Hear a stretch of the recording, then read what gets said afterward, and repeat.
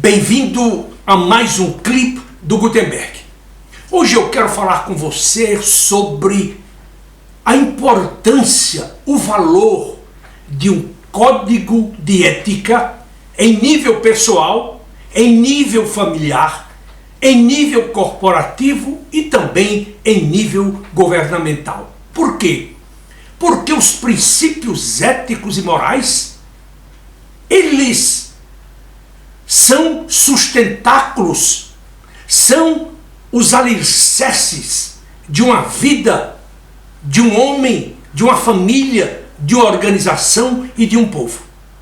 E sem um código de princípios éticos e morais, a sociedade não vai muito longe. Sabemos que quando uma civilização começa a se deteriorar do ponto de vista ético e moral, ela em pouco tempo desaparece. Vejam o caso de Roma, da Grécia, vejam agora o caso mais recente da democracia americana, que dá indícios de que ela sofre de grave crise moral e ética, que se inicia de certa forma na década de 60, depois da Guerra do Vietnã. Naquela ocasião eu me lembro que eu morava nos Estados Unidos e eu li um livro muito interessante com o título The Secular City, do professor de Harvard, Harvey Cox, onde ele definia as novas gerações, as novas cidades, que eram basicamente divorciadas de princípios religiosos, onde o que prevalecia era a ética do oportunismo, a ética existencial, a ética do vale tudo. Como você sabe, escândalos éticos e morais pipocam em nosso país e no mundo inteiro todos os dias. Toda semana nós tomamos conhecimento sobre um escândalo ético ou moral. Na China, na Índia, no Japão, na Coreia do Sul, na Inglaterra, na França, na Alemanha, no Brasil, na Argentina, enfim, em todos os países do mundo. Se olharmos para o Brasil, as notícias dos últimos dias, nós vamos ler as seguintes manchetes. Pirataria digital causa prejuízo de mais de 15 bilhões de reais por ano ao Brasil. Um problema ético-moral. Embaixada dos Estados Unidos informa a Polícia Federal sobre a apreensão de madeira ilegalmente exportada do Brasil para os Estados Unidos. Essa denúncia deu a oportunidade para uma operação da Polícia Federal, que investiga o ministro do Meio Ambiente, Ricardo Salles, e servidores do IBAMA. Inclusive, o próprio presidente do IBAMA já foi demitido. Ministros da Saúde e das Relações Exteriores são pegos mentindo na CPI da Covid. Isto é, líderes do país, aqueles que deveriam servir de exemplo, de sustentáculo, de apoio, de alicerce ético e moral. Ministro da Igreja Protestante Pentecostal é preso por corrupção e lavagem de dinheiro no Rio de Janeiro. E esse cidadão continua preso e foi candidato a presidente da República.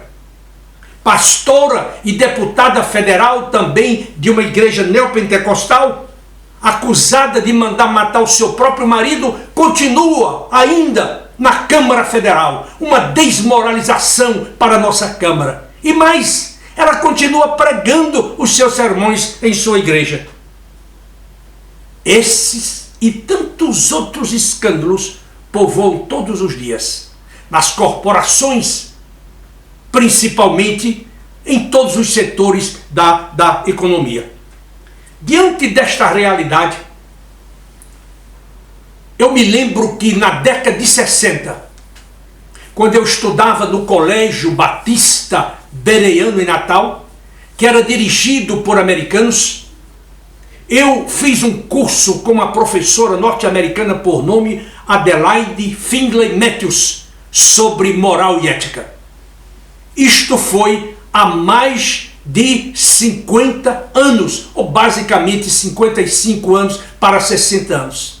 Lembro-me das lições, dos valores que eram extraídos do próprio conceito da religião protestante ou da teologia protestante, muitos dos quais ainda hoje eu os pratico.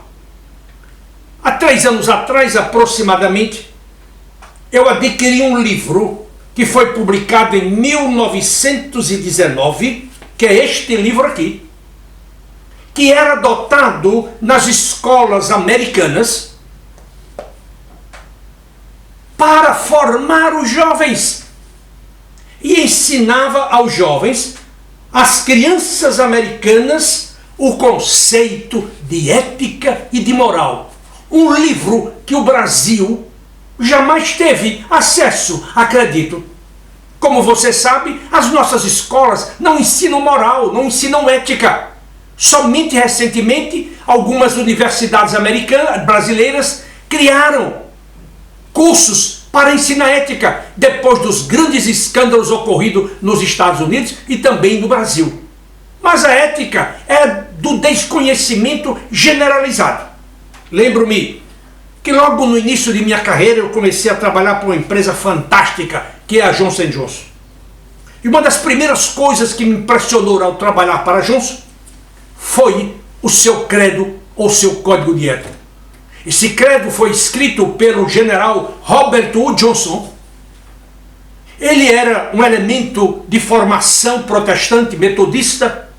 Ele inclusive estudou num seminário protestante, ele e os seus 2 irmãos e o seu pai também, no seminário de Wyoming. E ele, em 1943, se não estou enganado, ele escreveu o seu credo, o seu código de ética, que se mantém até hoje. E ele, de certa forma, é seguido com certa religiosidade.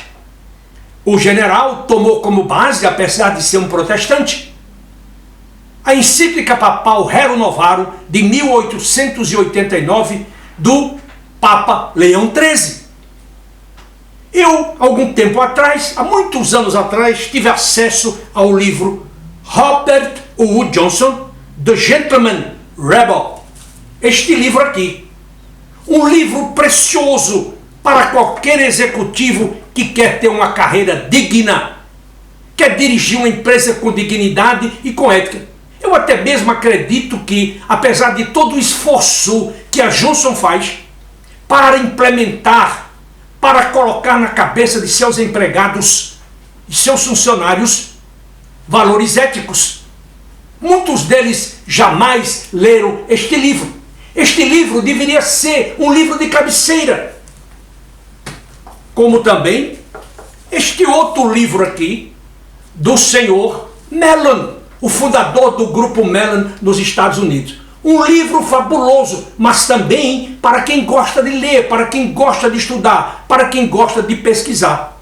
Eu aqui já disse para vocês que eu tenho uma infinidade de biografias desses grandes empresários, e muitos deles tinham um código de ética e as suas empresas se mantiveram vivas e crescendo em função dos valores que praticaram, que praticam e que deverão praticar no futuro. À luz dos meus estudos sobre ética, eu gostaria de fazer algumas recomendações para você que é um executivo, para você que quer empreender uma carreira executiva, para você que quer construir uma família digna. Ensine moral aos seus filhos, ensine ética aos seus filhos. Não permita que eles mintam, não permita também que você minta para eles, porque as pequenas mentiras produzirão as grandes mentiras no futuro.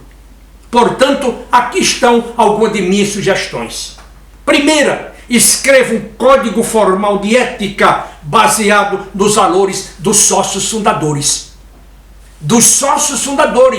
Cuidado com consultores que querem lhe vender código de ética que eles copiam de uma empresa para outra. É só você ver o vocabulário, a linguagem. E um consultor geralmente não exprime, não manifesta com toda a realidade os valores dos seus fundadores.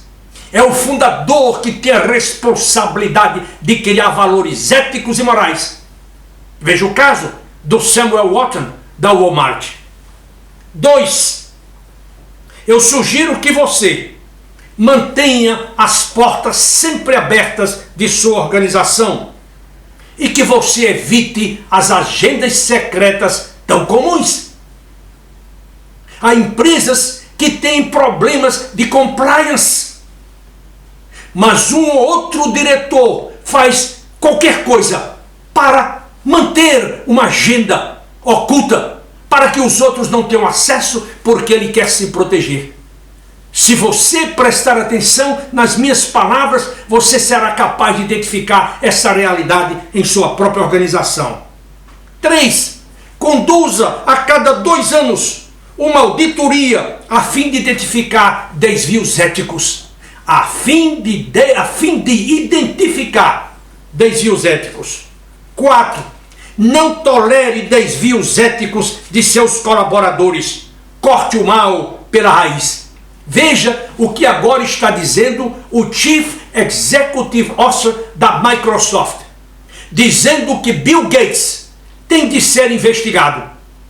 Este homem que fundou uma das maiores e mais bem-sucedidas empresas, o seu Board of Directors está investigando por causa de um problema ético causado por ele. 5. Conduza anualmente seminários, conferências, palestras sobre os valores éticos de sua organização. Ninguém deve ficar de fora. Como dizia o general Ulysses Grant, no excuse, sir. 6.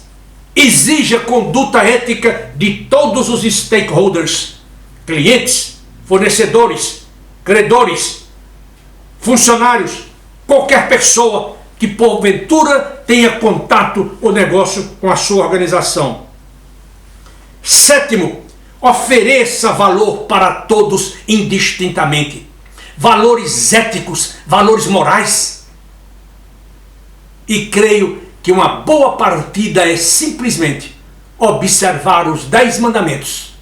Observar os 10 mandamentos. 8.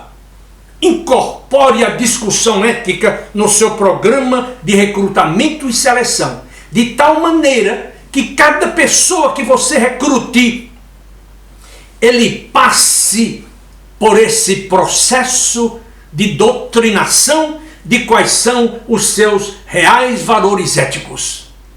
Se você não fizer isto, você terá problemas mais cedo do que você espera com aquelas pessoas que você recruta. 9. Certifique-se que sua empresa não oprime seus colaboradores, exigindo mais do que eles podem entregar. Em outras palavras, resultado a qualquer preço, não importa. Esmague o seu concorrente, corte a cabeça de seu concorrente, destrua a vida de seus funcionários, estressando-os, oprimindo-os, levando-os à depressão, levando-os ao burnout. E por último, elogie. Elogie. Premie aqueles elementos que cultivam os valores éticos de sua empresa. Naturalmente que este é um assunto que exige maior profundidade do que eu estou aqui exprimindo ou manifestando. Mas de qualquer maneira, como vivemos numa sociedade putrefa, numa sociedade consumida pelo materialismo cego, por um individualismo exacerbado, eu sugiro que você pare, que você faça uma pausa e pergunte: que tipo de vida ética e moral eu estou conduzindo? Que tipo de ética e moral eu estou ensinando aos meus filhos? Lembre-se de uma frase que sempre cito aqui para vocês: a suprema santificação da linguagem humana, abaixo da prece, está na educação da mocidade. Esta educação não é só a obtenção do conhecimento de história, de geografia, de antropologia, de psicologia, de filosofia, de finanças, de economia, de administração de empresa, de ciência. médica, da engenharia. Não! É também de princípios éticos e morais, como respeitar os mais velhos, respeitar as crianças, ser educado, entre tantos e tantos outros valores que são ensinados e que são necessários nos dias atuais. Vejam o desrespeito com que nós estamos tratando, ou os governantes estão tratando 450 mil pessoas que perderam as suas vidas. Veja quanto não valor é manifesto nessas situações. Ontem mesmo, de ontem para hoje, eu quase não dormia a noite inteira por causa de um pancadão, perto de uma favela de onde eu moro. Há uma favela gigantesca em São Paulo. Eu estou aproximadamente 2 ou 3 quilômetros, mas não dava para dormir por causa do barulho do pancadão. Meu Deus! Perto do Hospital Albert Einstein, perto de milhares de edifícios, onde pessoas porventura estão doentes, estão sofrendo, e o pancadão cobrindo. Isto é uma falta de ética, de moral, de consideração tremenda. Portanto, eu quero alertá-lo e eu quero pedir a você, para que você vista, para que você carregue esta bandeira, para que você defenda a causa da ética e da moral, de tal maneira que nós possamos ter um futuro melhor para nós, para os nossos filhos e para os nossos netos. Eu agora quero chamar sua atenção para 2 livros que escrevi recentemente. Jovens promissores hoje, profissionais de sucesso amanhã. Um verdadeiro guia para aqueles jovens que querem empreender uma carreira de sucesso, querem ser felizes e querem, ao final da jornada, dizer: combati o bom combate, acabei a carreira e guardei a minha fé. O segundo, As Vulnerabilidades de um Profissional. Um livro onde trato daqueles problemas que contribuem para o descarrilhamento da carreira de um profissional. Eu sugiro que você invista na aquisição desses 2 livros para o seu benefício. Além disso, já estou antecipando que no próximo mês irei lançar o meu 3º livro este ano, com o título Cartas de um Coach a seu filho. Este livro, na verdade, reflete tudo aquilo que eu, como pai, gostaria de ter dito aos meus filhos, ou que disse aos meus filhos, e que, por consequência, eu gostaria de dividir com você que é pai, você que tem a responsabilidade de formar as novas gerações. Não deixe de ler esses livros, eu lhe peço. Se você está me vendo pela primeira vez, saiba que eu trabalho na Gutenberg Consultores, uma empresa especializada nas áreas de outplacement, coaching executivo, planejamento de carreira e também planejamento de pré-aposentadoria.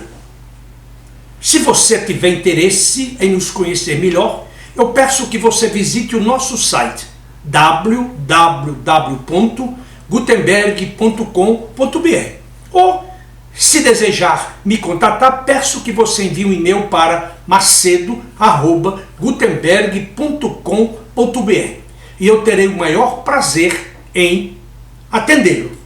Se você eventualmente necessitar de um de meus serviços, eu peço a você para que me contate. E também, se você gostar dos meus trabalhos, eu peço para que você recomende-os aos seus amigos e colegas. Eu ficarei muito grato e feliz. Eu agora quero agradecê-lo pelo seu tempo, pela sua consideração. E eu espero reencontrá-lo na próxima semana, se Deus assim o permitir. Até lá!